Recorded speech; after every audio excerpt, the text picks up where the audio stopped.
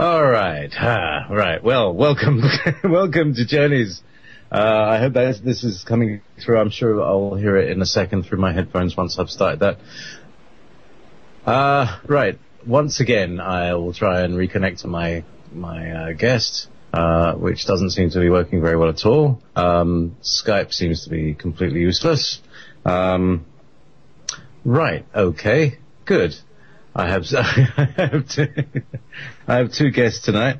Hi, I'm back. All right. Okay. All right. Good. Thank you very much. Thank you very much, Mona. We're all there. I should be hearing this in my headphones any second now. God, it's a long delay. Once I hear it, I can bring my guest back in. There we go. Let's see if we can get her to pick up. There we go. We're calling on the line. And we can start, actually. There we are. Right. Okay, now I can hear myself coming through my headphones. So that's all good. And my guest tonight, I said, it's all going to be fine. It's all going to be fine. It's just going to be a really relaxed thing. There'll be, nothing can go wrong. What an idiot. What an idiot for saying that. What could go wrong? I could be locked out of the studio with somebody else's voice talking all the time. Not even being able to say, hello, Lorian, are you on this channel as well? No, it was just a feed. It was just a feed. I couldn't talk to her. Anyway, so...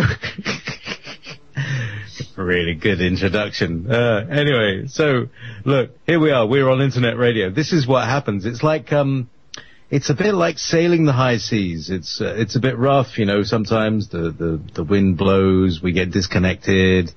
It's exciting. It's like pirate radio was in the 60s, you know, when they had boats floating around in the North Sea trying to avoid international laws. Anyway, long story. Here we are. This is Revolution Radio on freedomslips.com. This is Wolf Spirit Radio, wolfspiritradio.com, everbeyondradio.com, Tyrannosaur. Oh, hang on, let me just connect Tyrannosaur, while we're here. And yeah, and we're now on Tyrannosaur. Welcome to Tyrannosaur Radio in Ireland and Scottish Sovereigns on the Land in Scotland. And yes, my recording is still running. That's good. And we're on all of these stations, most of whom are listener-supported stations with tight budgets and you know, often good things to give. And it's worthwhile helping support. I know everybody here is poor as well. You know, what can we do? But hopefully in all of the programming that we give, or the deprogramming that we give you a sense that you may have renewed energy, and that you're more healed, and therefore you may be potentially able to create more money. And that's the idea of you know, why you might want to donate. You know, if these shows have done a benefit to you, if you've learned something that has enhanced your life, that has maybe even helped you be more efficient in your raising of your rent, perhaps you could throw us a bob or two, as we say in Britain. Anyway, so it's now 12:10 in Britain. It's midnight. It's just about my shows very rarely start at midnight. They usually start at 1 a.m. in Briton. So we're in Nightmare Fortnight, which is the time between the time zones change. And trying to arrange guests at any particular time, and especially if they live in Arizona. That's the worst one. Arizona, meantime, is it's like on another planet somehow. So I hope my guest isn't in Arizona. My guest tonight, I have been running a show on Wolf Spirit Radio on a Sunday evening, and in this show we've been working with healing. The group is led by a gentleman called Frank Jordan, who I've had previously on the show, and various members of his Earth Mind think tank, who generally don't say very much, or haven't in the past, but have now started to express their own voices. And I'd like to introduce to you a voice that you're not going to forget. Actually, we're gonna have two voices tonight that are going to be quite awesome in their own unique way. They're not the same, but they express the same, I think. We'll see. So, first of all, I'd like to introduce Rachel Ledbetter. Hello, Rachel. How are you? Hello, JP. Thank you so much. I'm honored to be here today. Oh, it's really lovely to have you, actually. People will hear from your voice the kind of expression point that you're coming from. It's very much of a kind of neutral I call it neutral divine. It's like the balance between positive, negative, because however it is, and we're going to ask questions. We're going to find out maybe how this is. You're able to tune into things, and you're able to tune into specific frequencies, or you hear them, and you're able to reproduce them with your voice. Now, I've had previously on my show many times actually a lady called Shari Edwards, who works with sound and frequency in healing, and so this is where we're getting to, because Shari has approached it from a rather scientific point of view, because it was started out as a kind of semi-interest, and it was an interest of one of her academic colleagues. So they went down the scientific path. But your path is what I would call intuitive. That you just do it. But anyway, let's hear you speak. I'll shut the heck up, because Rachel, I want the world to hear your voice, because why is it? Because it's encoded with decoding, if you see what I mean. All of the things that you've done, all of the decodings you've done with Frank and with other healers, they're all stored in your soul, and as you speak, your soul expresses those encodings, if I can express that in any way. So I will now be quiet. How did you discover this whole thing? What was it? Well, how it all first came about, I was initially doing a lot of emotional clearing work, so I think I really cleared a lot out so this could come through. I think that's really important. But what I did was I went to a workshop with Drunvalo Melchizedek, and he was doing the Sacred Heart meditation. And I had done something with him prior to that too, called the Unity Breath, and I had a real big remembrance or reaction. My body really reacted to it. But when I did this meditation with him, he does it in two different ways. One is the male way, which is like a step-by-step way, and one is the female. And honestly, I can't remember which way it was, so I assume it's the female. I just went there. And as I did, I had this enormous opening, and I was like sitting in my chair, and there was like a spinning vortex of energy. Literally, my body was moving into a spiral energy, and the energy moved up my body, and I was like inside a pyramid, and it was ancient, and I like walked up these steps, and there was like columns and a lot of hieroglyphs, and I could see like this divine flame inside as I'm still moving in this vortex, and it like shot up out of my body, and it ignited the capstone of that pyramid, and then it shot me out into the galaxy, into the heavens. But as it did this, there was this force of energy that I can only describe it as like a volcano erupting. And this sound came out of me that was like primordial and loud, just like it was like this explosion out of me. And I was like, whoa. And I knew something had happened, but I don't think I understood the whole magnitude at that time, because of that opening, all this other opened up, where I'm now speaking in the light language and all these harmonics and codes. But it was an unfoldment of a process as it happened. And it wasn't a gentle ride either. It was quite explosive. It was like putting your hand in a socket, and it was just like too much electricity coming out. So I had to kind of learn how to balance it.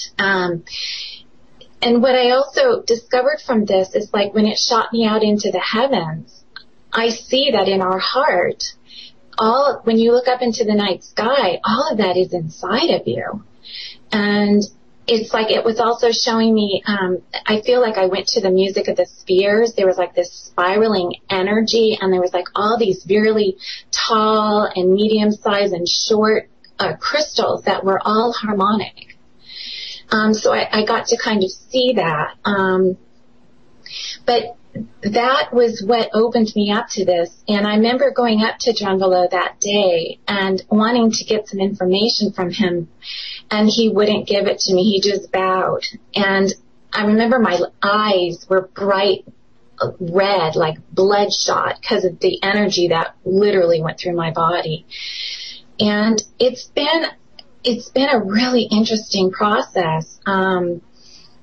Much has unfolded. Initially, when it first opened up, it was out of control. What I got was that I was working with all these different parts of myself. I want to call it my multidimensional parts of self.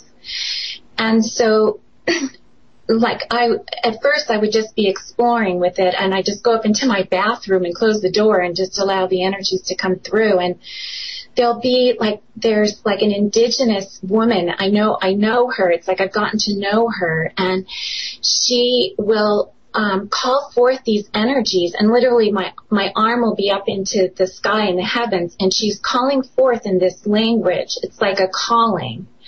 And then I can feel the energy come in. And as soon as it does, this particular being I'm working with is so happy, and she's just like laughing, and there's a lot of laughter and giggling. But there's energy work in it. It's like I did not know before this all the different channels in the body. There's like all these around the head, and there's like a channel on the right side, in the middle, and on the side, and it will call forth energies, different harmonics, and it is coded, and it's nothing I could really explain to you in linear language, because I feel like it's very multidimensional. It's kind of like a crop circle. When you see a crop circle, you see it, but there's so much in it, and it's sound, and it's coded and information, and I feel like this light language is the same. And it's something that I also believe that each and every one of us speak. It's in us, and it's a remembrance, and there's many, many people waking up to this now. I get a sense and a feeling of it, and I can tap into it and bring it forth, but to bring some of the English terminology, I don't have some of the definitions of it. You could ask me questions regarding it, but some people can actually interpret some of it, but I really haven't been able to do that. There's words I understand, like Shekinah will come through, or it'll start to sing to Maria, and it's the Mary energies and the Magdalene. I've had a lot around that. And the other is even initially I've been feeling very strong like Hathor energies. And then I'll even feel these things upon my head where it almost, I just feel like there's a portal and there's frequencies and I can call them forth and it's doing something as like almost like an antenna. I don't know how to explain all this, JP, but that's how it initially opened up for me, and it was quite a powerful process. And then I worked with a gal who I felt like was so divinely guided to me, and she helped me to integrate some of these energies because it was like all these beings coming in at once, and they were so excited, and they all wanted to talk at once. And I'd be like walking into a grocery store and it all wants to come out, and I'm like, this is not good. So I was walking around with my hand over my solar plex for a while until I learned how to integrate this, and then it's balanced and it will only come forth now when I call it forth. But that wasn't how it was when it first started. And I feel like it's an unfoldment process. I'm continuously learning from this. It's always changing. It's never the same. And yet there are some languages or tones that sound more familiar, that they come forth more than some. So that's how it began. So that's quite wow. There's a lot of information zipped up in there, and this is the whole thing about what I mean by encoding. It's a bit like yeah, all right, okay. You know the way that sometimes people will speak in and here's a word, it's like an acronym, right? So I'm just trying to think of a good one. In Britain, right, here we have the Royal Air Force, which is abbreviated RAF, and people pronounce it RAF. So you're from the RAF, you're a RAFer, you know, and then it becomes a word of its own, but it has a meaning because it's an acronym. So it's like the words Royal Air Force are encoded in the sound RAF. Yes. You see what I'm saying? So yes. You know, that brings something up for me too, JP, because what I also had experienced, especially in the earlier years, is I would be called out of bed at night. It's like there was an encodement or a calling, and it was with the star Sirius. And if this makes any sense, it's like I would go out at nighttime, and it was like a download of codes, and I could see like the lights and the feeling tone of it, and I was constantly being called out for a particular time with the star Sirius. And I know it's like I can't tell you in English terms, but all this information came down from those light beams and codes and into me. And there's information in all of that as well. And there's like even the dolphin whale type energy comes through this specific light language as well. So I'm tapping into that. But there's an encodement in like even the stars, each star. Well, it's very interesting. You know, if you point a camera, you know, zoom a lens, send a telescope to Sirius, and you point a camera at it, and you accidentally, this is discovered, you tap the tripod. What you get on the camera is a series of stripes, because Sirius is actually demonstrating 3 colors in turn. Wow. So what you're seeing there, what you're reading that fast, it's like having 3 colors flash, 1, 2, 3, 1, 2, 3, you know? Yeah. Or ABC, ABC, ABC. That's what's going on in Sirius, you know, because, and it's really funny that you stand, because I've got a habit, of going to the end of my garden sometimes at exactly the same time, you know, in certain days, same time, and looking up and making sure that, the Orion and Sirius and the Pleiades are still where they are. Yeah. You know, to watch where they are, you know, like for some reason I've got to watch them. I have this compulsion. And is this what you're talking about? You have the same thing? Yes, I do. And there's a coding involved in it. And I can feel it like when I'm sleeping in my bed at night, and I'll know like right where it is, and then I'll get called out, and there it is. It's like right there. And that happened for a while. It's not as strong. The calling isn't as strong right now. But I just felt like I was doing some particular work with the star Sirius for a while. And someone had just mentioned to me that's working with these new star kids, the autistic children, and she was saying what part of my journey was helping to open that portal of Sirius, because a lot of people come down into that portal, and there's a density in coming down into the 3rd dimension, and I'm helping to broaden that that's part of my job, is helping to broaden that open. And these kids that are dropping down now are just incredible. They're phenomenal. They're just coming in with their gifts and talents and just amazing. So I feel like that is a little part of what I'm doing as well, is helping to expand that portal, if you will. It's kind of like an hourglass, and the sand drops down, so we're just opening it a bit. That makes any sense. So you're working with the children. Now, here's the thing. People have all sorts of words these days for what we used to call normal. And we also have other kinds of normal. We call it paranormal or something like that, where people are naturally gifted in various ways. You know, it used to be very common, for instance, for telepathy among the gypsies and things like that. It's what is culturally accepted or not. There are certain things that so-called autistic children have that at other times would be called gifted or talented or special, you know. But the other thing that has been found is that people who are like alien hybrids also come under this this category, because actually what they are is like normal sensitivity. Yeah. It's just that people on the planet here are sort of really dense and thick-skinned and don't feel this stuff. But as soon as you put one of these kids, they're essentially like peeled against the elements, because, you know, everything is very harsh and very blary and overwhelming in many ways. I understand that deeply, because I have that level of sensitivity.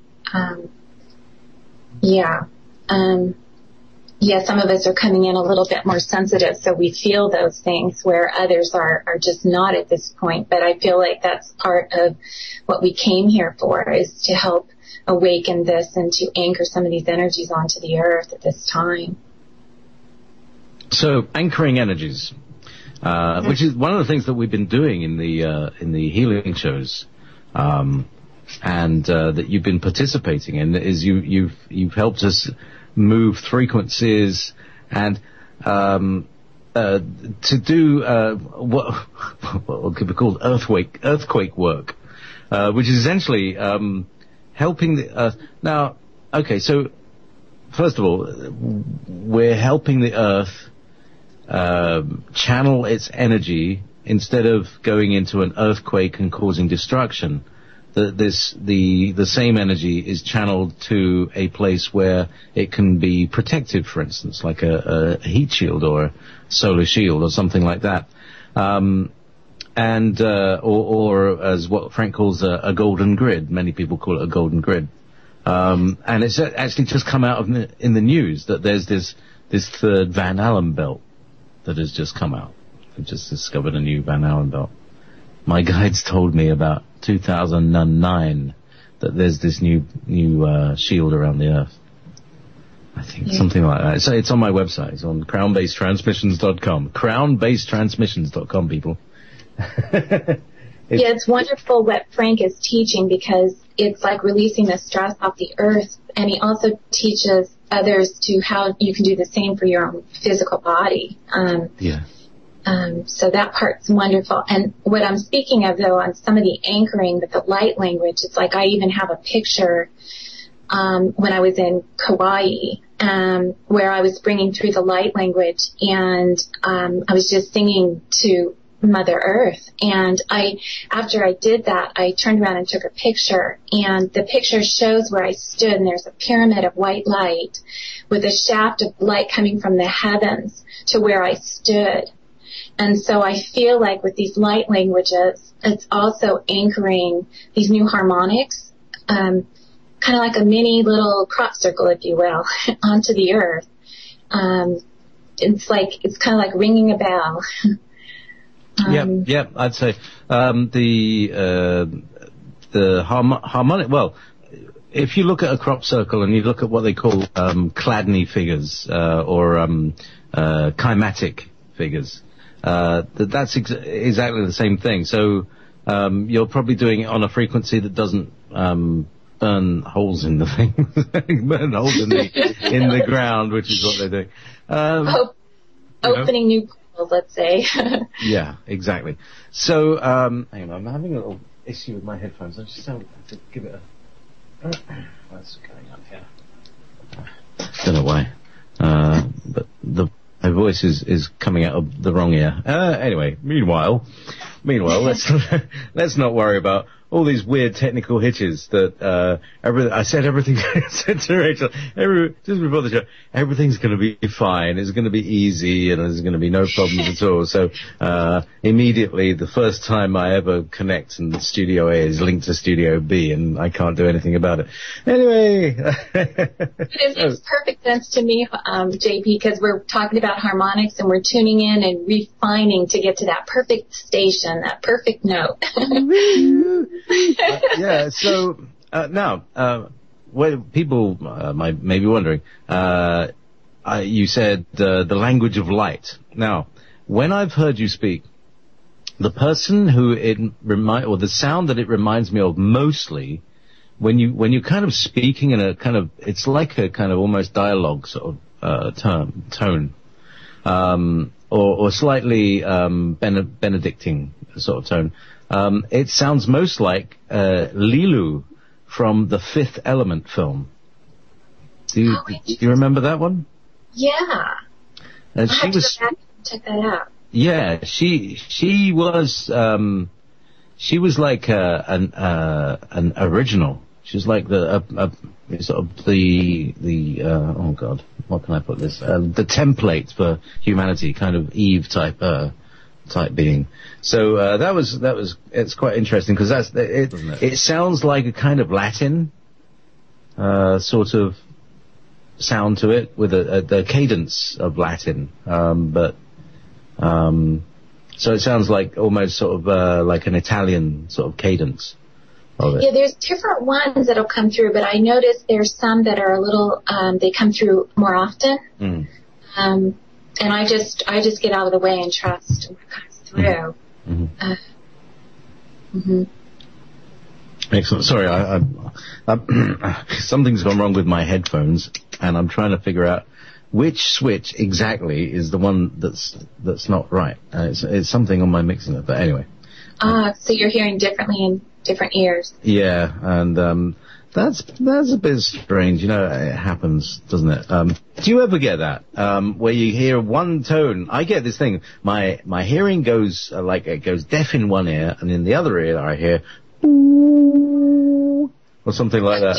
I get so many frequencies, and I've become just even more and more sensitive with it. And I've noticed since I worked with Frank Jordan, new portals open up above my head, and there's like layers upon layers of them. And then I get these downloads with different frequencies. Like literally this energy comes into my eyes, and my eyes get really heavy, and I know I have to lay down, and the frequencies come in and work with me.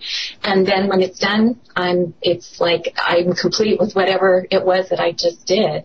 But I'm constantly getting frequencies, and even those galactic tones that come through, like with Frank, they were really loud in the beginning, and what I feel is happening is we're integrating more, so they don't have to come in as strong as they did initially.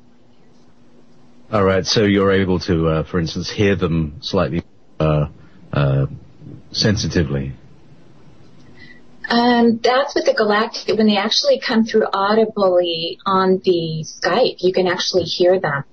And I feel like when we were first getting the downloads, they were very strong and very loud. And today they're not as loud. Sometimes they'll come in, but they're just more gentle.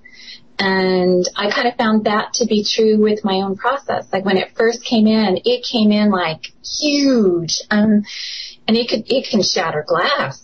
And it can be very gentle and loving, as well. But yeah, there's all kinds of things going on with the frequencies, and my ear chakras just feel huge. I'm always trying to cover them so I can go out and about, but they are fine-tuned. Well, that's the thing about some what they call high-functioning autistic kids, they discover that the thing they can do with them is give them earplugs. Yeah, that's what I have to do. In fact, there was one gal that I was explaining to her what I was going through, and she said that she was really understanding what the autistic kids are going through based on what I was sharing with my own experience, because I get that sensitive with certain sounds and frequencies. Mm-hmm. That's right. And, some autistic kids, you can't turn on the Hoover or the vacuum cleaner. Yeah. And they freak out. And just like cats and dogs, we humans make a terrible racket. It's true.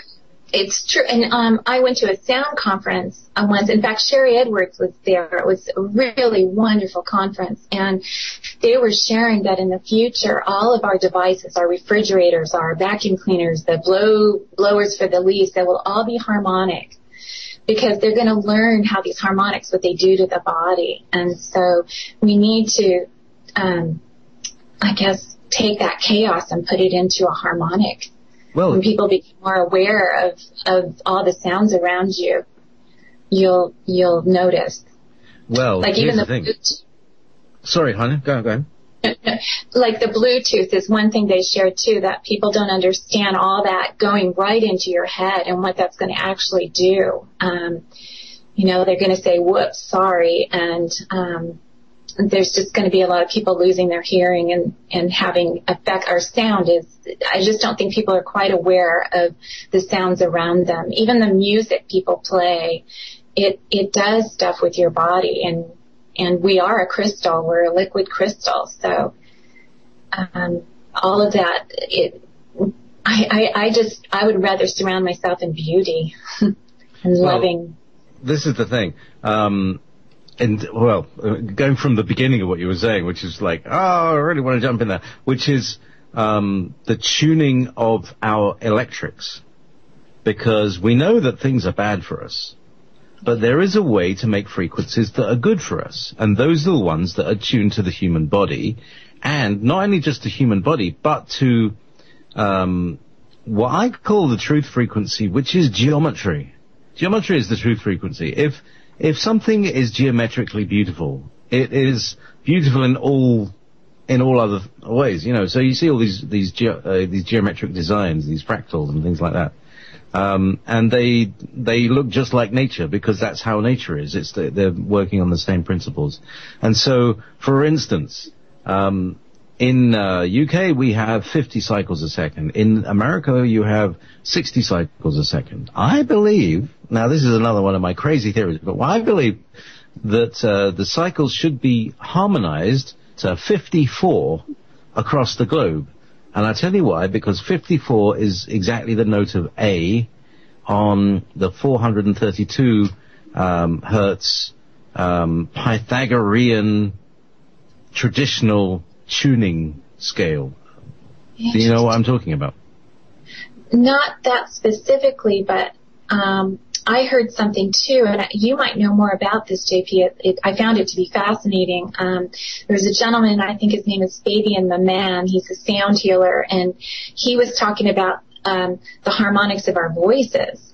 And when you're around someone whose harmonic is too close to yours, you'll find an agitation or an irritation. But if they're 5 notes apart, it's harmonic. So I found that to be really, really interesting. So when you're with someone and it just it feels good. You can feel it. Do you know anything about that, JP? Because you know much. I got a story about that.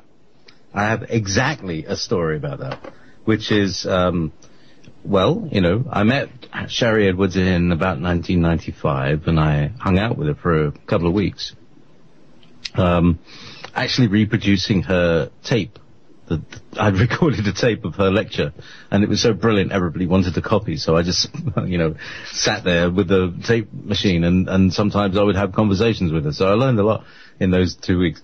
But essentially, I got what she was doing, and I moved up to Scotland a few years later, and in various times it's come out that I actually helped some people with it, and there were several instances, and but the one thing that I did that I recorded my own voice before and after a session, and when I played back, when I did the session and I did the client and recorded their voice and gave them the frequency and record and you know, got their voice print again, and you can see that that's all calmed down there. And then I looked at my voice print, and I discovered that my voice was imprinted with the frequency that this person needed. So interesting. I was actually giving them the frequency. I could have measured my voice and found out what's my peak frequency at that moment, because that would be that person's frequency. Now, when's your birthday, Rachel? November 10th, 1960. So you're a Scorpio. So our voices would be in a harmonic fifth position, yes. Because what comes out of your voice predominantly, in 80% of cases, is related to your birthday. Ah. That's another thing that Shari Edwards and her team discovered. Because they measured people's frequencies, and everybody had these predominant frequencies, and it turns out that these frequencies also relate to parts of the body. So, you know, the whole thing, you know, Aries relates to the head and Pisces relates to the feet, etc., like that. It also relates to the, you know, the month that you're born and the frequency according to the zodiac. You know, because the zodiac is a frequency. Every day has its own frequency. It would be interesting too to find out, like when I'm in the light language, what it does, which would be different than my own speaking voice. Well, yeah. So we could run some tests on that. Get a good an isolated recording without anybody sort of breathing or anything, and measure some frequencies of it. Because, you know, well, I mean, one of the things she did, and it was an interesting thing, because she's another host on this station, is Tracy Kennedy. And several years ago, Shari and Tracy and I were on the show. And she, you know, it's a funny thing she said, because right at the beginning she said, okay, let me measure your voice. And she measured my voice, and she said, my frequency is on a strange kind of, you know, it's like not one, not the other, it's between frequencies, it's between, you know, and it's a sort of, you know, magenta purple sort of thing. Oh, all right, okay. And then, you know, we had Tracy on, and she was speaking, and after a while she said, oh wow, your voice is missing a specific frequency in this fun little place. It's kind of halfway between her. And I said, is it my frequency by any chance? She said, yeah, that's the one. And it's funny because, you know, Tracy's one of the first people who has said, your voice has this nourishing thing. And that's what I'm talking about, encoding. My voice has these encodings. If I speak properly from the heart, I'm not just doing it for me, and I'm not doing it for the person. It's for everybody, and it's like all this stuff comes through, and it tells you people about where they come from and who they are, and that's why you're listening to Journeys with JP, sort of thing. So, and that's why I like to bring on other people whose voices have encoding. So here you're saying you're quoting Sirius. So here's one for all you Sirius people. Yes. Yeah, it's interesting, this whole light language, and there's a lot of healing modalities with it as well. So it's a very exciting time. Well, I'm getting some feedback here from Walt in who's actually another member of the Earth Mind group. He says, what she's getting might be Solex Mal, the universal language spoken in the solar system. Vec Borregas means space friend. Oh, yeah. Go. Yeah, I love Walt. He was telling me he did a shamanic journey for me, and then this other gal I just worked with, she was saying, Rachel, you're one of these souls that doesn't come to Earth very often. I feel like I am bringing certain galactic type energies here, so. Oh yeah. you definitely got the, the connection with, so what happened? Were you always like this? Was there times in your childhood when you felt this energy come through, but it was like malformed or not ready, or you denied it, or was everything just normal?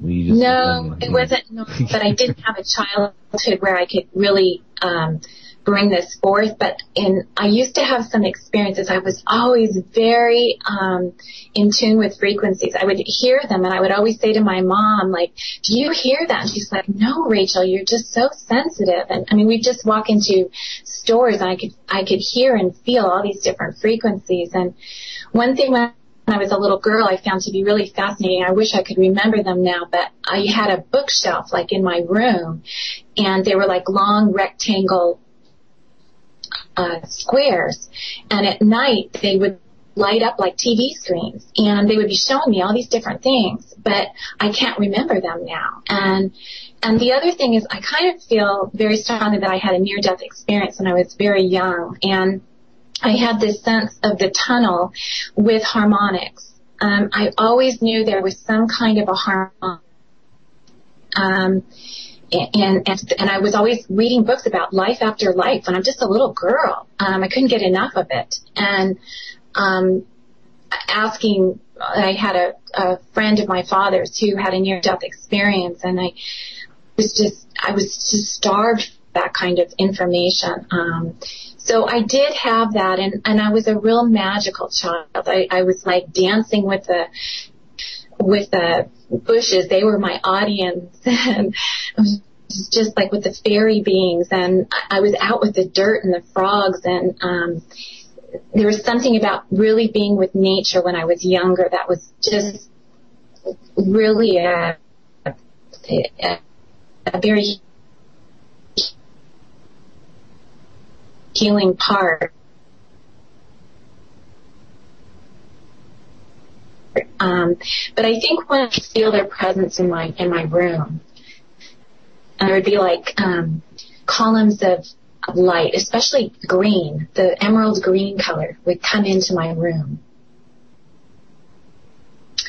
So there was some experiences, but I really had no one I could share it with or talk to when I was a young child. Oh, wow. So, so you kind of shut it away and carried on life as normal. We got about 7 or 8 minutes left for this hour, and it's here's someone who was saying, I don't know if I could fill a whole hour, So you've done very well, Rachel, and you have so much more than you know, as most people do. It's like you just need to ask the right questions. I think I like to think I ask the right questions for the. Beautiful job, JP. Thank you. Thank you. So. Yeah, Walt's talking about Solex Mal, and so I've just posted a little thing in the chat box here as a glossary of this language, Solex Mal, which is the solar system language, he says. Anyway, so who knows? Who can tell? Let's just throw everything in the box, and if somebody says, "Oh, that's rubbish," then we can throw it out. And but if it's not, it might float to the top and might be useful. I just want to be useful. That's all I want to do. Yes, like we all really are here for to be useful in these strange changing times. Yes. And if your audience wants to hear, I'd be happy to bring through so they can have the experience of what the light language is. I would love that. So. Perhaps, could you give a kind of general gist of what they'd be about to say, and then let them say it, or does it go the other way around? I really can't interpret. I can put the intention, for example, as a divine blessing for each person's heart, and just bring through an energy that will come through.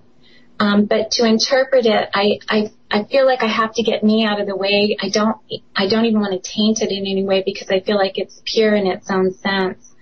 So, I just put out the intention.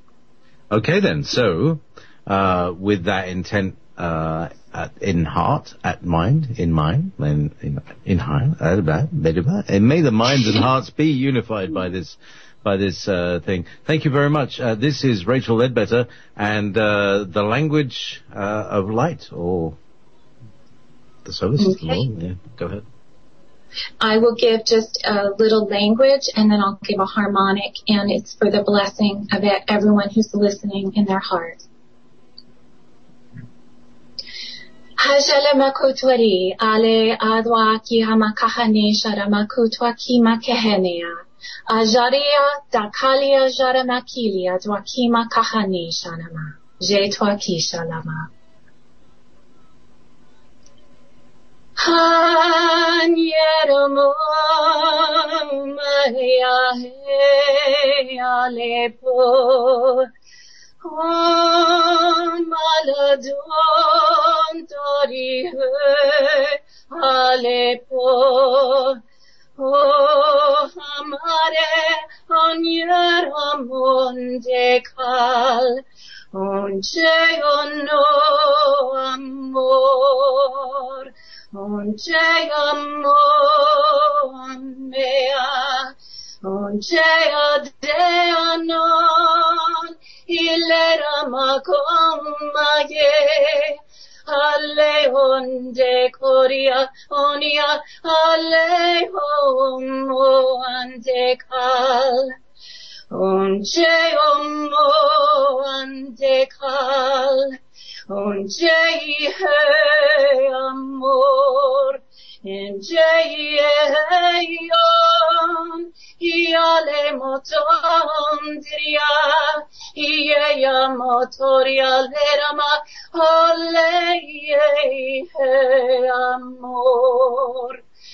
Onche he amor. Onche he amor. Onche he amor. Hana. Hilera mahoria. Heria. Ole heya. Om.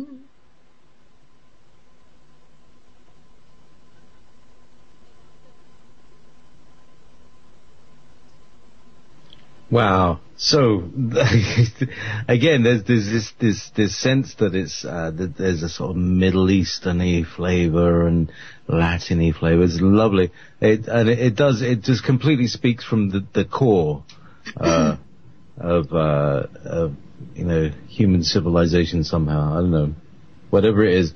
It has a very pleasing and calming and unifying effect on. Certainly on me, and I hope that everybody received that blessing and benefit. So I do too. Yeah. And it also brings a remembrance, because each and every one of us have this within. And what I've also noticed is others that do open up to this, it may sound different, but it seems as if those that speak this, they all understand each other. But it's a harmonic. It's a frequency. Yeah, it feels like I should understand it. It's a bit like if I knew that I lived the past life in Germany, for instance, and I would listen to German. There's some part of me that thinks, well, I should understand this, but I just don't. Which is actually true, because I do it. Exactly. And there is this sense of like recognizable thing. It's kind of, I don't know, it's like I said, it's sort of like Latin meets Japanese and like all the languages of the world and the intonations are like, and what can I say? Yeah, and it's amazing, JP, what comes out of my mouth at times. There's times where it's not even human. I'm like, how does even these sounds come out? Like the dolphin whale sound in particular. Or there's a gonging. I think you've heard that one. There's like an oriental flavor, and it's just interesting. I think it's that we're opening up to our multidimensional parts of self, and we're touching it. Oh, there was this one that you did, which was the breaking down of Candida. Yeah. Which I've traced back to yeast. And its distribution from the center of our culture, which is Egypt. From the Egyptian gods of Egypt, they gave us yeast. They gave us beer and bread. And they've even convinced us that we should be eating this stuff. Oh, give us this day our daily bread, and etc. Yes. Whereas actually it causes harm. That's right. Rachel Ledbetter, thank you so much. Thank you, Jake. Lots of love. Lots of love to everybody. Hey, listen, stay tuned. We got Laura Eisenhower next hour.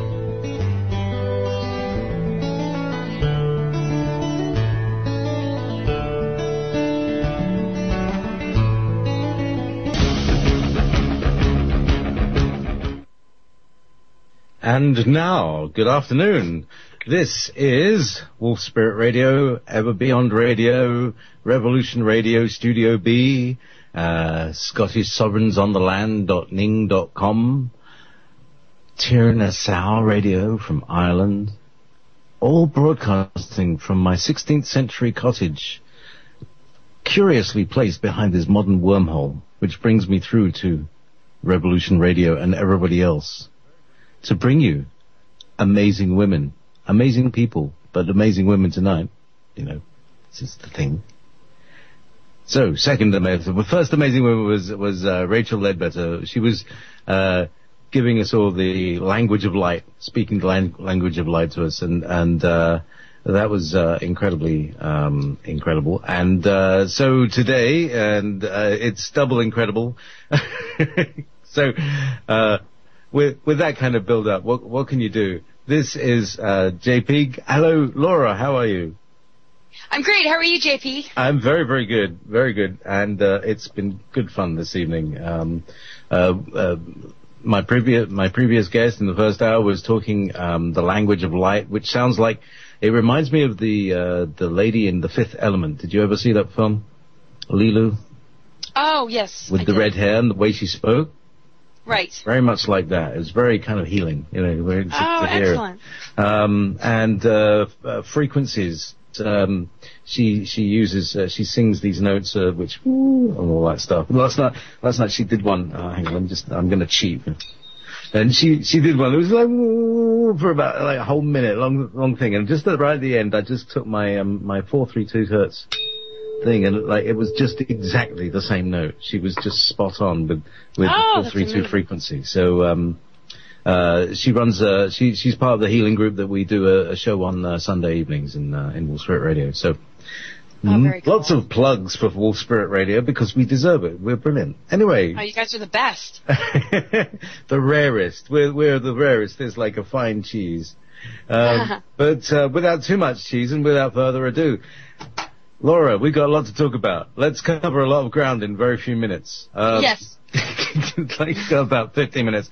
So, right, let's start. Alternative 1, Alternative 2, Alternative 3, now Alternative 4, and what with the latest revelations from Captain K and his special operation. This has all happened since the last time I spoke to you. You just started talking about Alternative 4, but we didn't quite get around to it. So, do you want to start there and sure. and fill us all in on because you're learning all the time, aren't you? Yeah, and what's great is it sort of brings it more form, more reality. Originally, it was. And it's still the same, thing that it's about the power of the human spirit. Certain things have changed, though, as far as seeing how this can be initiated, certain solutions, certain ways to kind of, inspire humanity into this way of thinking. And that's sort of like an ongoing thing, where just waiting for the epiphanies and, there's quite a few that have come. And but basically, because I was recruited to go to Mars in 2006, And my research showed me that this is connected to Alternative 3, which was set up in the Eisenhower administration in the event of a catastrophe or a human cataclysm. I think, people know the story, but while I was dealing with the recruitment stuff, I really had a sense, well, that's not a bad idea to protect the human genome, to protect our DNA, and, that sort of makes sense to me. I don't really necessarily want to go to Mars was always the thing, and, eventually, of course, but, I just knew that I had real work to do here, and leaving around the 2012 window period, which is what they presented with me, was just like, whoa, wait, that's the window period where things are really getting turned on here, and there's no way. That's what I've been preparing for my whole life, is this particular window period. And so, through a lot of research and understanding Alternative 3, there is another understanding that agenda that used to seem to be okay was infiltrated. And now it's not about protecting the human genome or human DNA. It's about a breakaway civilization. It's about implementing New World Order. It's about the elitists hoarding the alien technology. And, and I think a lot of people, could nod their heads and easily say, yeah, that makes sense, because when we're dealing with ET government treaties and alien technology and we're not seeing a whole bunch of it, and we know that there's all sorts of stuff going on with mind control and psychotronic weaponry and artificial intelligence and time travel and teleportation and, quantum access technologies and things that, we see in sci-fi movies, people are getting more comfortable with the idea that, there is a group of people that are holding some very advanced technology. And so Ike was privy to this. Even though, the thing is, my research has shown me that the treaties began, as far as U.S. presidents, with Roosevelt, and they get renewed every 10 years. So Eisenhower was up for 1954, by that time, the three-letter organizations were very well in place, and the infiltrations had already begun. And, Alternative 4 just seemed to be more about, this is what we're going to do when we create a scenario with HARP technologies and create superstorms and create sort of a simulated artificial timeline to create sort of an Armageddon to make us, feel that, or at least give humanity the impression that going to Mars is smart. But then here we have like a devastated world, left over that they manage from afar, whether that's underground bases or off-planet colonies. And I'm thinking all of this is just whacked. We don't need to go down this road. Mother Earth, is not a part of this, not a part of any sort of artificial timeline, maybe, some cataclysms that might have been natural, connected to Mother Earth are still a part of, what Alternative 3 was originally set up for. But, now we have these technologies that are controlling nature, so it's just, we're in a cluster of all sorts of things that we need to sort of untangle and get a really big look at. And so anyway, understanding all of this in 2006, it just kept dawning on me, well, what about another alternative? Well, that's easy. This is the one that I was definitely born, very confident about, confident with the human race, confident with who we are. And that's Alternative 4. And so really what it relates to, which I've done research on that has validated it, because before it was sort of a concept, and I'm like, okay, let's make sure that this is possible. And I know it's possible, but more possible than just, come on, everybody, let's unify and let's connect on a spiritual level and everything's going to be fine. There's something else here, because first of all, there's a lot more to the story. For us to unify, we have to find our uniqueness and our authenticity. We can't unite in the way that things are right now, because we are kind of uniting, and we're conquered and divided. We're dealing with historical resentments. We're dealing with all sorts of things that make it very difficult to unify on the level that unity consciousness really means. We're sort of, following the lead of media, Hollywood. We aren't, but the world at large, is definitely still being socially engineered, so there's not that authenticity. So how the hell are we going to unify if there's not that? So Alternative 4 is about first understanding what it takes to do the inner work, devoting oneself to the path and understanding that the power of the human spirit is going to carry us through. And so my work is really about educating people about, how can I really hit the point home without it just being some fluffy misunderstanding of what New Agey is. And it's really about, our DNA and how it's connected to the stargates on Earth. And so in this ascension window period, as we have the opportunity to expand in our multidimensional body, this Earth is also going through expansion into higher earth energies. And we're lifting the veil, but of course all this other stuff wants to steer us in a different direction. So the alternative 3 timeline isn't necessarily what it used to be. That alternative doesn't really make sense now that there's infiltration, and it was never, an end-all, be-all alternative. It just seemed like, okay, this would be a good idea while life still continues. But in the event that there might be a catastrophe, we have this backup plan. None of that ever seemed to be the case, even if that was the original idea when I was exposed to it.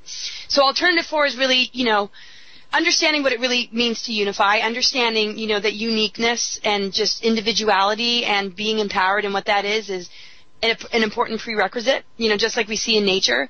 A squirrel's not trying to be a dolphin. I mean, we're dealing with massive diversity in the web of life and in nature, and that is oneness. It's a mandala, and so diversity and harmony is oneness. And those principles, are things that we, need to really recognize, and also the balancing of the masculine and feminine.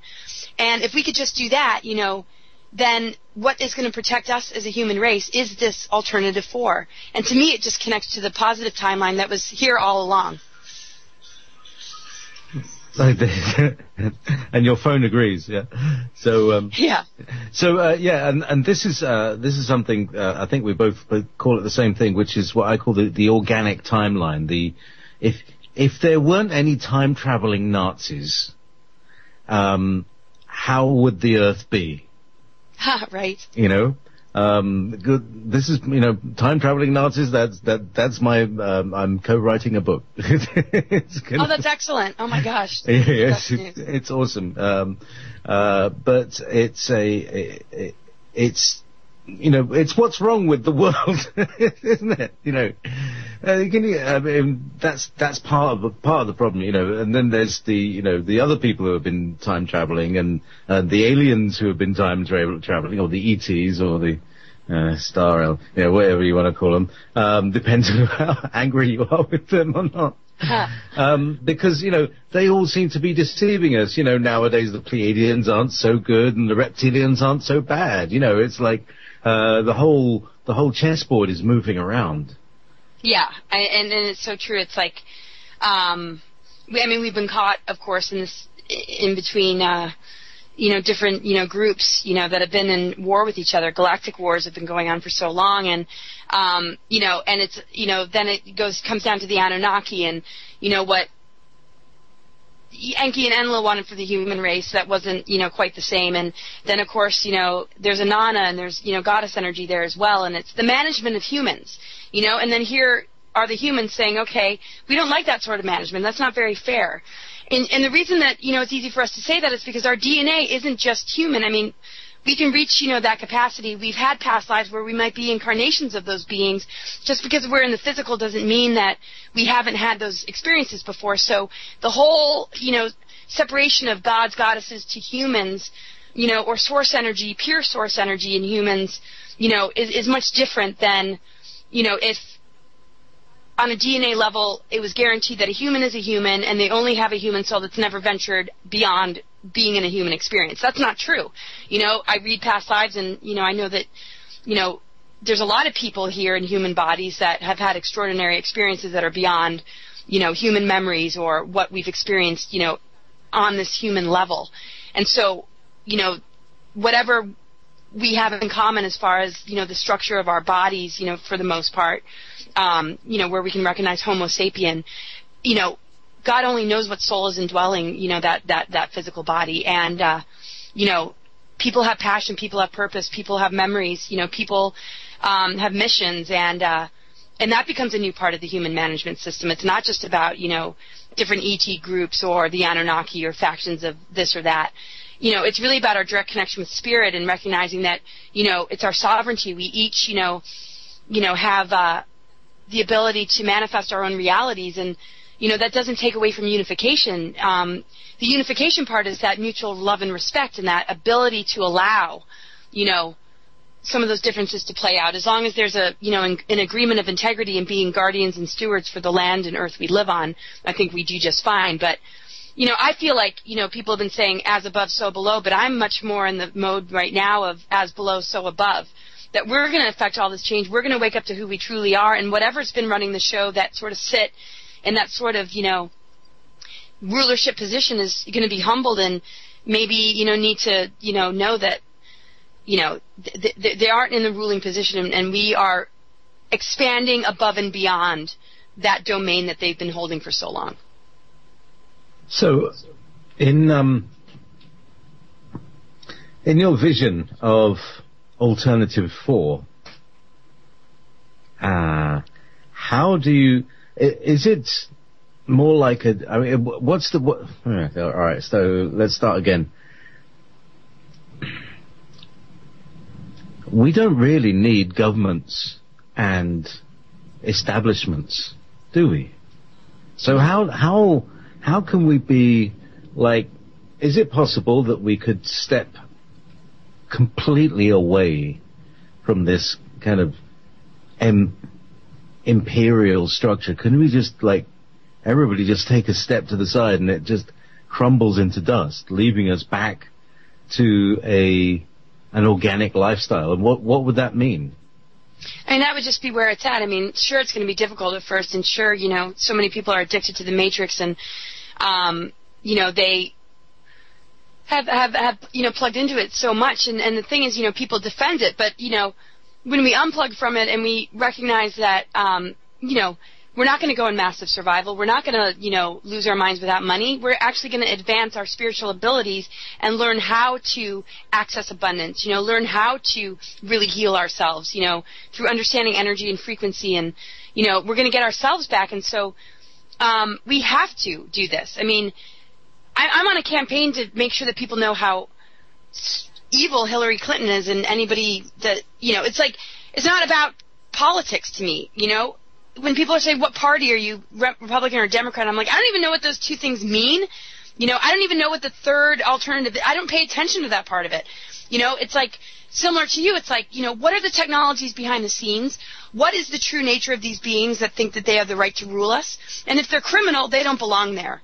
That's all, that's where everything stops. The politics, to me, is venturing into a meadow or a field that I shouldn't even enter, because I should stop at the first sign that says there's something wrong here. Kathy O'Brien wrote a book about it. She's torturing, she's enslaving, she is working the monarch programming, and we shouldn't vote that into office. And so there's nothing beyond that for me. It all stops there. That is the only reality that I see. And well, there's a lovely thing going on right now. Do you know about this? There's these denied emails that are coming out of Hillary's office. So I did see something about that. They are taking the Clintons down. I would say that right now what we're witnessing is taking the Clintons down. So you can just relax, Laura, because you and everybody else has applied the appropriate pressure. And now you can use your pressure elsewhere, and relax. Cool. And I started to read that, and I was like, okay, this is encouraging. Encouraging. And of course, I went away for the weekend, and so it's just an example, though. It's like, if I don't have to worry about her, she was a huge one, so that's awesome.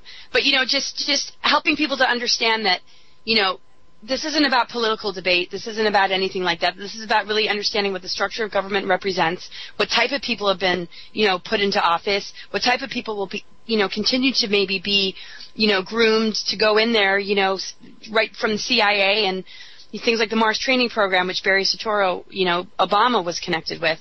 And the thing is, it's so good you're writing a book about the time travel and the Nazis, because, they've been rewriting history and, creating a whole another world that hasn't even really been lived, and people are supporting it and people are backing it, and it's almost like the real stuff is just being wiped away, and I can almost feel these time travelers when I'm sleeping at night, and so, and then I'm like trying to access my natural time travel abilities to sort of offset them, and sometimes I have dreams that show that, hey, maybe something's happening. Sometimes I wonder, am I just projecting that, something happened, but, we're incredibly powerful. It's like, we are in this big organism that, has this consciousness, and, the past, future, and present are all accessible, similar to memories within ourselves. And, in the nowness, though, whatever we want to improve upon, whatever we want to adjust that might have already taken place, we just simply need to shift our perception and send it energy wherever it is, past or future, and know that, that's our own form of time travel without needing to use the technologies. They're going to wave these things in our face and sort of intimidate them, us with them. like, oh, look at what gadgets I have and you guys don't have it, And so as we unfold into this sort of transhumanism agenda where we might want to, jump on board, let's be very careful because, we're really here for spiritual and soul development and to understand that we're the most advanced technology. And there are a lot of technologies that will assist us, but there's ones that will not assist us. And they'll keep us, in the game of messing with things all the time instead of restoring and rebuilding and regenerating and connecting to, what's real. And they've tricked us into thinking that we can't get more advanced than a lot of these technologies. And I think that's a really important thing also about, what I want to do is, show us that doorway so that we can start to awaken that cellular memory.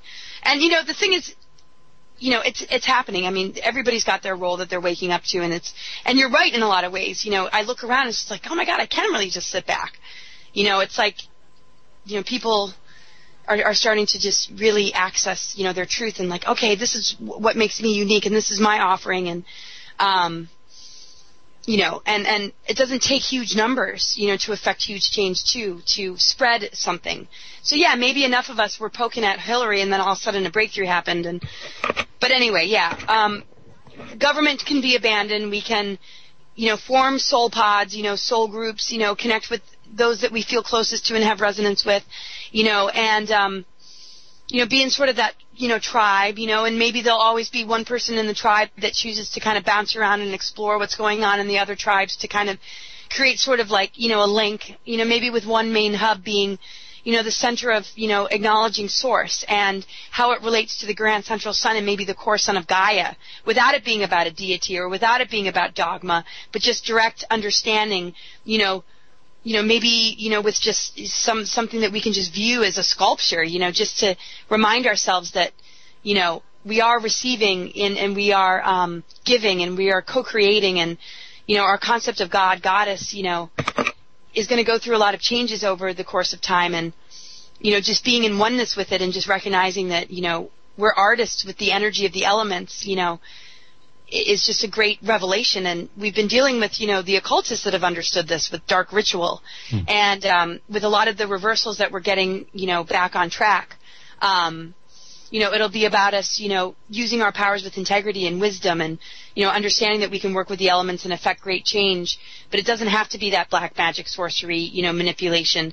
Most of us wouldn't, want to venture down that road anyway, but they've been playing this behind the scenes, to be in the controlling, positions in collaboration with these ET races. And they've compromised their DNA because they just want to be, ruler and controller. And, the beauty is, they can incarnate into higher lines and restore themselves and redeem themselves. So let's always remember that, we want to hold space for that and, also forgive it because, there was a reason for playing out the tree of good and evil. There was a reason that, all of this ended up taking place. And maybe it doesn't always make sense. Maybe we have moments where it does a little bit.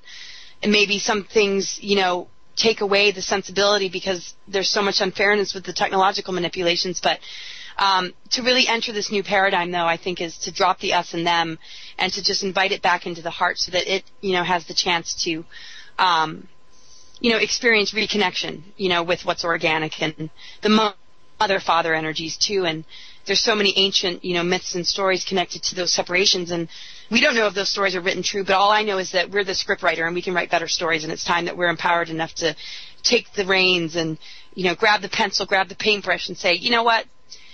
Let's envision what it is and let's make sure our creative channels receive the instructions and let's not allow anything else in, any, instructions that are coming from the matrix or media. And, that's part of sovereignty and just having a protected aura, and we can still connect and unify. And so, that is all what needs to happen for Alternative 4 to be successful. Because we can unify and have the same stuff play over and over again that's been happening in the past. But, we have to connect in a whole new way. And nature is doing exactly, giving us what we need. Life experiences are doing that too. And we have to just, really, embrace everything that's unfolding and be conscious in every moment of why certain things are showing up. Instead of always, maybe running for some form of medication or escapism, And there's the matrix escapism, in some of the people that seek status and materialism. And then there's the light worker escapism, which is being so incredibly pained and annoyed with the matrix beings who are programmed, that there's a form of escapism, which is, oh my God, help me cope with this screwed up reality. I was lost in that for a long time. Just like, oh my God, I can't deal with this. But let's face it head on. I mean, I'm just so excited. Anyway. Which is energizing and inspiring. And I was saying in my introduction to the show, when I managed to get onto the air, that I have two inspiring, unique, individual, international women here.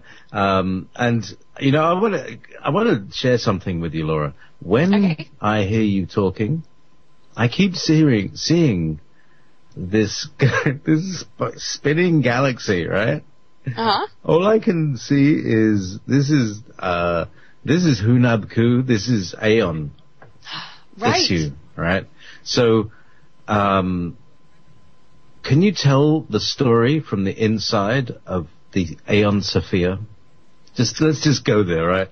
Oh, cool. If you would please, because I would imagine that, you don't get the chance to talk about this very much, but I heard John Lear talking about it and I thought, wow. John Lear? Yeah. Wow. Yeah. How interesting. Was it John Lear? No, or either John, sorry, it was John Lash? John Lash, yes, John Lamb Lash. Okay. Yeah, go ahead. Right. Yeah, well, okay. Yeah. Well, it's been a tough one because, I've had this connection for multiple lifetimes, pretty much since the very beginning, and it's not something that I necessarily want to talk about and make people wonder what is she claiming? Who does she think she is? To me, it's also a universal energy, something that we're all a part of, and something that we all share in. But there's a lot of altered texts out there, even the Nag Hammadi.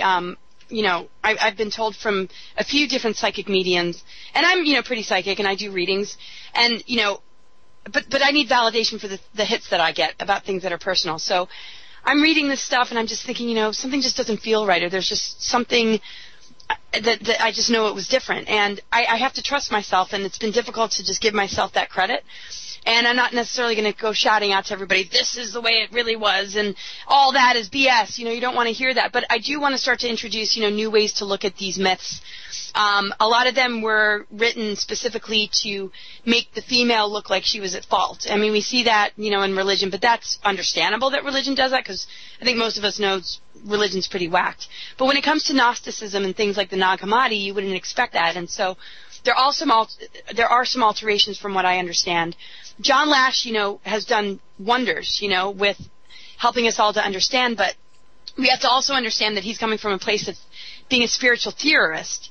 But there's a lot of truth in there. And what I love about somebody like him, and what I always, want to remind people of when I speak is, I don't know if he says this to people, but this is how I view his work and how I share and sort of present myself. Take what resonates and leave the rest. This is like an archaeological dig. There's always going to be gray areas. Let your intuition, help you to, discern and maybe, invite yourself to be a part of the conversation. I'm introducing concepts so that we can all just sort of ponder it and talk about it. And so I don't come from a place of fixed beliefs where this is it and how dare you challenge me. And it's more like, all right, here's a lot of research. I've connected a lot of dots. Here's my life experience. This is what my intuition and psychic mind has showed me. Let's throw it out there. And, from this point on, let's give ourselves the opportunity to talk about it with respect. Not these, horrible YouTube comments that are insulting and just demeaning and just, that's their own, operation, of course, to undermine us. But, the Aeon Sophia, when we think of, the Godhead and we think of the pleroma, basically it started off, the limitless light, the Ein Sof Or. There's Ein Sof, and then Ein Sof Or. So those three things: Ein being the light, Ein Sof being the womb, and Ein Sof Or being that point of light that then introduces, the beginnings of creation. And so Sophia existed in the Ein Sof energy. She actually represents the womb. And so when everything else was sort of moving into now it's time for the creator to emanate itself, it emanated itself in these pairs. And the pairs, I think there's 8 pairs called the Ogdoad, form the whole pleroma. And Sophia is considered the heart of the pleroma. If you look at, 8 pairs and you divide it by 2 and then you've got 4, it starts off basically with the Trinity. You have the divine pair. That's the first that's the first thing that we see coming out of the limitless and what is birthed out of the womb, And so we have the masculine and feminine. Before that, it was more androgynous. But the masculine and feminine, end up birthing a child, the magical child. And in the balance of the masculine and feminine, that child, one could see as the Christ consciousness. So when we look at the Trinity, the feminine is like the Holy Spirit, the Father is the Father, and then the child would be the Christ consciousness. Not everybody sees it like that. Religion has somewhat distorted it. In other metaphysical terms, it could be kasha, which relates to the sound fields, the light fields, and, the birthing, the void. And anyway, and then we've got Ein Sof, Or, and the Kabbalistic tree shows that, beyond the 7th chakra. That's where everything was before there was anything. So anyway, aeons emerged from this. And the 2 pairs, that basically make up the characteristics of, all the other pairs are considered the Christ Sophia. The Ogdoad, though, within that, the Lucifer energy ended up splitting off from the Father. And he plays a very significant and important role. And we have to figure that these characters do other things in other star systems and other galaxies and universes. This particular universe is a free will universe. And so the dramas and stories connected to Lucifer and Sophia and Christ and all this stuff, is very significant to a free will universe because, in a sense, we identify names with characteristics, but sometimes, it's good to avoid that and just allow the wholeness and allow all these energies to be one again. Sophia, Lucifer, Christ, and, the Father God. Just for us to, understand that it's through us that change happens. It's through us that we redeem creation. And so, this is a part of, the journey of a free will universe is to sort of get lost and found. So when we deal with the masculine and feminine that starts to lean too much towards patriarchy or too much towards, maybe a particular male energetic that isn't really in balance with the feminine anymore, which is inevitable pretty much in a free will universe because it's all about curiosity and experimentation. What ends up getting birthed is the negative ego. And so the negative ego wasn't called the negative ego, but it had its place and ended up being sort of this 9th energy, and in the Egyptian pantheons, before the Egyptians became a pantheon outside of the Pleroma, it was called the Ennead. And that's the number 9 and connected to the Council of 9. So anyway, because a disturbance started to happen in the Pleroma, with Mot being the fundamental structure of the Pleroma, representing the goddess of justice and balance and order and basically cosmic laws, things started to get disrupted and it wasn't so balanced anymore. And so I believe that the Big Bang is connected to this. I believe there's been more than one Big Bang. That basically Sophia, the energy of, the masculine and feminine, who was not able to maintain balance and just, birth that magical child and keep that Trinity as the Godhead, because these other aspects started to form personality and, there was just an offshoot, which helps us to understand identity and ego, which serves us today as long as we can get over some of the mistakes of the negative ego, which is the redemption of Lucifer, coming back into wholeness. It's also the redemption of ourselves, and it's not like blaming it all on Lucifer either. He plays a very significant, important role, running sort of away from the tribe to give us something to go on to then restore it. And so to me, it's all a part of the architecture of the soul matrix. And we don't want to separate any of these characters because they all sort of operate together. But basically, because there was an imbalance, all these, energies got spewed out, and it ended up creating these pantheons. We got the Greek pantheon, the Sumerian pantheon, the Egyptian pantheon, and then these myths ended up being played out outside of the Pleroma, but in these higher dimensional worlds that humans could relate to, and they would learn from them or channel them or telepath with them and be affected by the different things playing out. Like the myths of Isis, Osiris, and Set, the myths of Enki and Enlil, and these dueling brothers that sort of represent these brothers that are 2 aspects of the Father now. And then, the goddess who's reacting to it, who then forms, darker aspects that hide in the underworld, and then her earth body, and then, the higher, cosmic mother coming in, not the full Sophia, but a portion of her, to bring it all back into wholeness. Funny enough, Christ, Sophia, Lucifer, all connect to the planet Venus. And so that's the planetary body that does the work in this Milky Way galaxy to bring the Milky Way back into alignment with the Andromedan galaxy, which then is a testimony to us restoring our negative ego, purifying it, and allowing the ego to be a voice for the inner balance of the masculine and feminine and the unified field of, the Sophionic energy as the creator, mother, and, the Christ consciousness as, her son sort of mate and partner. And then the Father God, permeating sort of the light fields that impregnates the goddess to, give birth to these realities. I mean, the thing is, all these things ended up stepping down, and in the lowest dimension, some of them actually, might have even fallen into some form of corruption, but we have to understand we're multidimensional bodies. Whatever we go through in this 3D experience, we might have a parallel experience in a much higher aspect of who we are that never gets contaminated or altered. And Thoth is a perfect example, and some of the other characters here. And so, let's not worry about it. Let's understand that we've inherited it, and we can change who these characters are within our own nature. There's 78 cards in a tarot deck, so that's designed to help us work the energy of the archetypes and some of the things that we've inherited. But anyway, so the imbalance in the pleroma led to the outer manifestation of the pantheons, and then Sophia ended up deciding to leave her home base and manifest into these pantheons to protect the human race from the enslavement agendas and to help seed divine humans, indigos and crystal children, and ones that could hold a high enough frequency to offset, the hybridization and some of the genetic manipulations that led to the first downfall of the original Atlantis, which was in dimensions 4, 5, and 6, which is different than the root race Atlantis in Lemuria.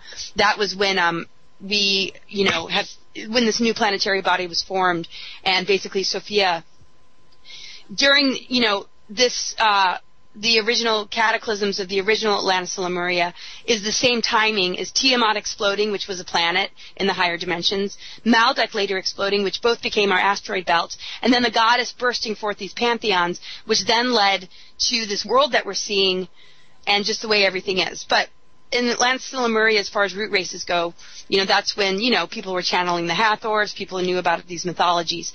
But it's just interesting because everything's all over the place. And I just think it's up to the human race to understand their divine inheritance, but to, see to it that all these different things get along. The negative ego wakes up to higher consciousness, and we reunite the divine pair, and whatever's been patriarchal, we take out that imbalance and maybe, throw it into the compost and plant a new tree that's got a different matrix structure than the one of duality that we've been in. We have to empower ourselves that we can do this because we hold DNA of Sophia.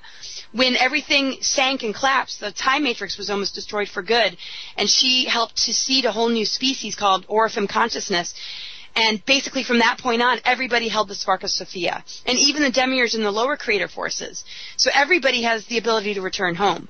So we have to understand that we're all at different stages, and so she comes in order to help facilitate that process. And so she's got the cosmic mother, sort of the divine Sophia that never leaves the pleroma, and then the portion of herself that comes into this human experience, which manifests as like Mary Magdalene, Isis, Guinevere, Morgana, and Persephone, and just pretty much all the different names, which connect also to the fragmentation of Tiamat, which was the original dragon queen. If we look at the asteroid and the asteroid belt, a lot of the different rocks are actually named after the, fragmented goddess archetypes. And it's our job to bring them back into the wholeness by going through the underworld journey, by embracing our light and dark. And so Venus transits connect with this, and the Mayans understood this. And so the return of the divine feminine in relation to the Venus transits is connected with the stargates opening and the rising of this power once again within all of us. But it doesn't stand alone. It's in union, with the Christ consciousness. And it's basically what it ends up doing is it starves the patriarchy and the different agendas and governmental structures that are a part of that have denied the feminine for so long, within themselves, because of course men carry the feminine, and women carry the masculine, and, it's not gender specific, and some women are way more patriarchal than men, and some men are way more goddess orientated. So, it's not about gender, it's just about who the individual is, how they're operating, and knowing that the soul matrix here, brings in all these characters, and it's through us that we bring back wholeness. And we don't want to be fragmented and be wounded anymore or create judgments or labels on some of them. It's really about understanding they all need to be loved and embraced within our being. Sophia facilitates this in a lot of ways because, of course, the mother qualities are all about nurturing and unconditional love and forgiveness, and so is the Christ consciousness, and so that is our blueprint. We all have this. And so we just keep digging until we reach that core treasure. I didn't mean to cut you off. I'm sorry. That's all right. I just thought you were going to breathe there. No, this is part of what you're talking about is the unification of men and women, of male and female principles, and a return to the here and now as well. Because it's like, okay, well, you can start blaming, but then everybody's to blame. Or nobody's to blame, we come from this, so it's like, and we hold pieces of it. Just stop that, it's like the kids saying, "Stop that, Mum and Dad," this is hurting me. Stop that. So we're looking in a one of the words you used previously, and this is, and it's not exactly the adequate word for it, and I know you understand what I'm saying, is the word allow. There's a kind of dynamic allowance that is very much like, I would think, the let, as in let there be light. Right. Somehow there is an inadequate, and it's really weird. It's like there's almost a feeling that is missing, and it's like, is this one of those feelings that has been hacked out of me, or hacked out of the human race? This kind of dynamic allowance that allows reality to express itself as you picture it, as you image it. Is this what I'm talking? Do you understand what I'm saying? Yes. So allowance, has a lot to do with, allowing the intelligence of the cosmos and nature to work through us, to work with us, because it knows what to do. It knows how to restore balance. I mean, what could be more intelligent than the way the web of life functions together and how it supports ecosystems? And then the cosmos, with all these different planets, and the thing with nature is it's wild, yet it's ordered. And the thing with the divine plan is I don't think it was a mapped out plan, but I think it always knows how to sort of self-correct and sort of reassess and sort of keep things on track and present it with new ways of seeing things so that we don't lose ourselves. While, they take advantage of our vulnerability and try and trick us into, losing connection with it. And so, there's all sorts of alterations to the timelines, with time travel, and there's alterations based on how much we accelerate our processes, and, whether we resist or allow, has a huge, relation to timing.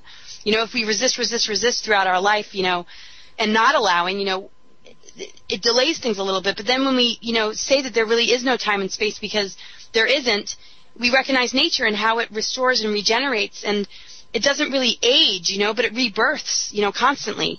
Things die, goes back into the earth, seeds are planted, and it comes back again, and the compost strengthens it. So whatever we let go of, whatever we release, is fertilizer for the new growth. And so, what better than to just, embrace everything and just, know like how to just kind of understand the ebb and flows and know when it's time to release, when it's time to, be receptive, when it's time to be creative. And that's just a function of exercising our intuitive muscle and getting back on the treadmill. If you can't hear your inner voice, it's still there. It just might be atrophied. So get on the treadmill, do something that's going to help to, exercise that muscle, and, we'll be able to hear ourselves again.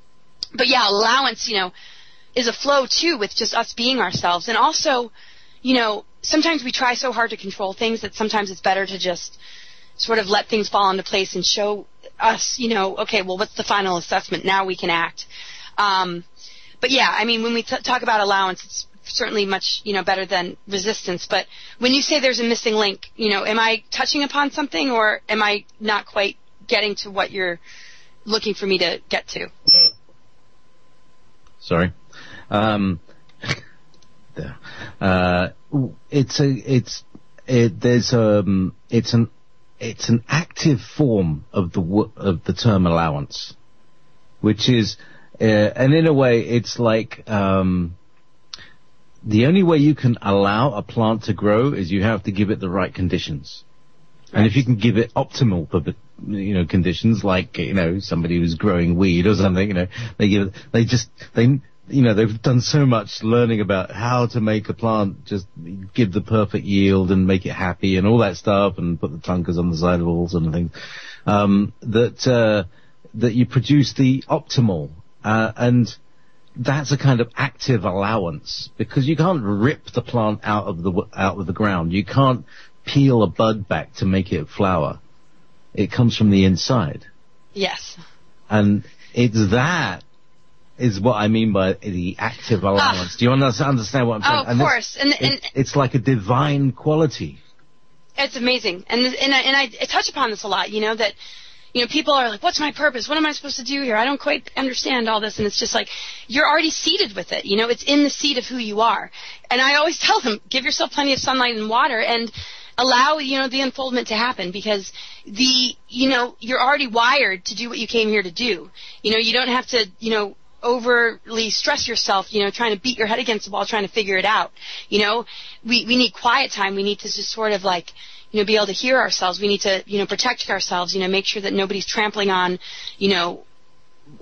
what is, destined to blossom. And, but yeah, it's that allowance. It's like, it's all pretty effortless. And the thing is, the planet's no different. It's seeded with an ascension core, a 13-dimensional core. And it was destined, and it's always been an ascension planet and meant to ascend. And so, this is part of, allowance with us and the seed that we hold, and also allowance with Mother Earth, and trusting and embracing all that. The Matrix doesn't allow for much trust and embracing. There's a lot of suspicion. There's a lot of competition. It's kind of like every man out for themselves, and, knock down whoever stands in your way to get to the top. Nature is so much different, and just, it's just the nurturing of, what's already within, and allowing it to reveal itself and be illuminated, and that's why the dark night of the soul and just going inside is so important, and those initiations are crucial, because we unwind a lot of that social engineering and all that conditioning and programming, and that keeps us, so distracted.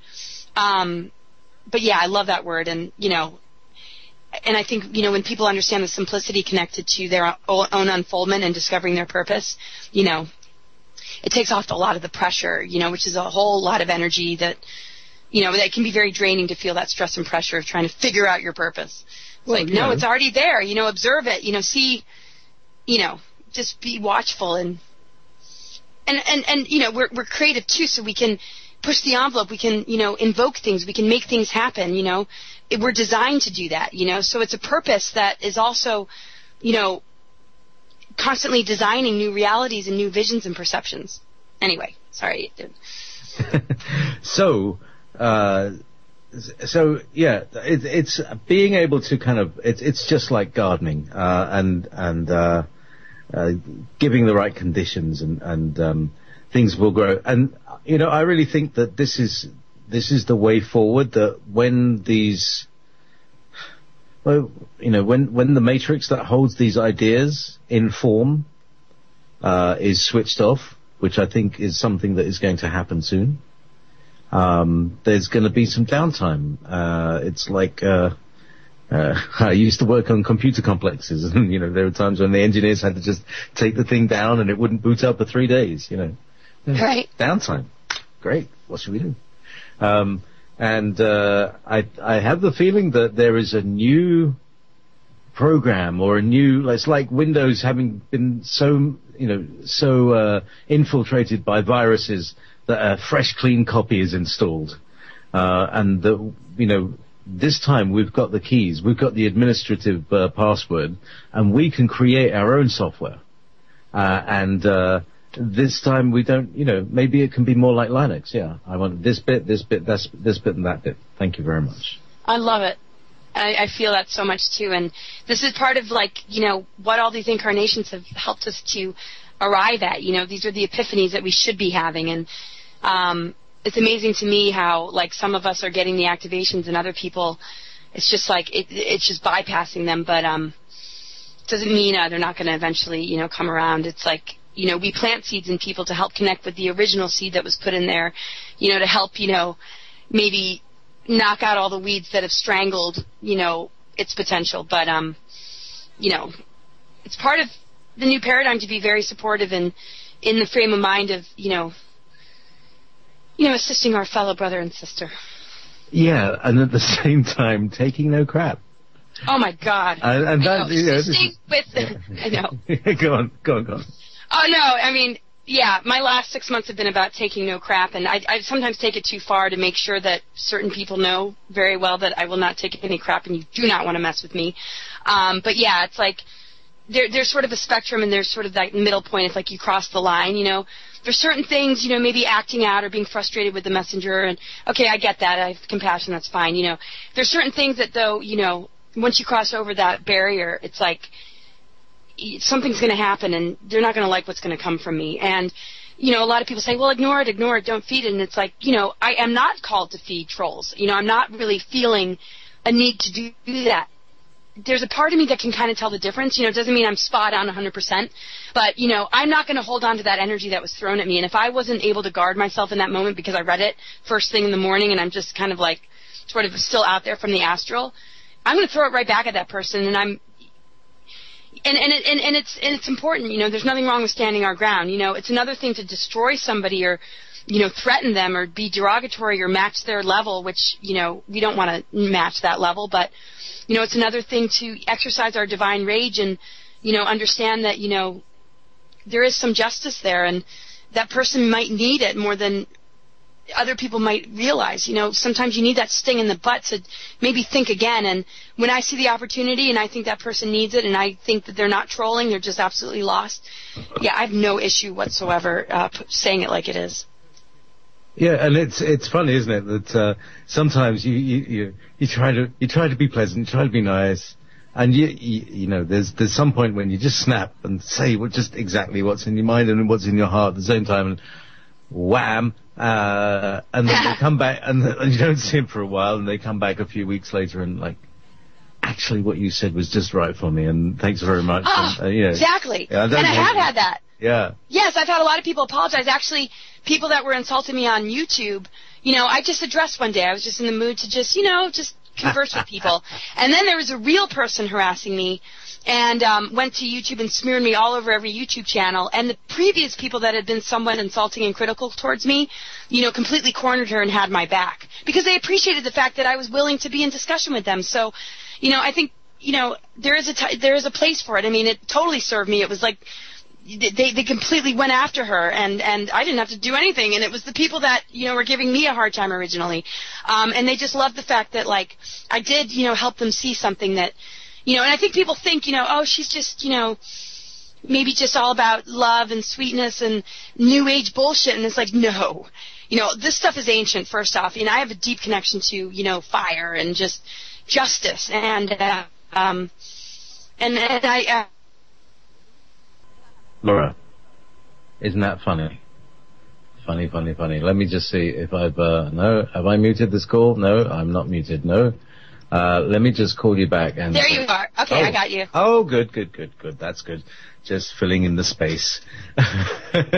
So we're about a minute away. Laura Magdalene Eisenhower, it's been a real pleasure.